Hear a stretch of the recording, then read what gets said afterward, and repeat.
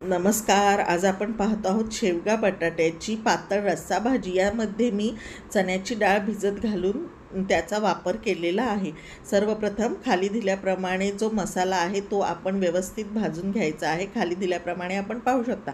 त्याच्यानंतर फोडणीसाठी तेल घेऊन त्याच्यामध्ये जिरी, मोहरी, हिंग, कढीपत्ता आणि ती चण्याची डाळ त्यावर घालायची आहे आणि आपल्याजवळ असणारे सर्व मसाले त्यामध्ये घालून चवीनुसार घालून शेवगा बटाटा त्यामध्ये घालून चवीनुसार मीठ घालून ते परतवून व्यवस्थित घ्यायचे आहे आणि बटाटा आणि शेवगा शिजेल एवढे गरम पाणी त्यामध्ये टाकायचे आहे. त्यानंतर आपण जो भाजलेला मसाला आहे तो मिक्सरमधनं बारीक वाटून घ्यायचा आहे.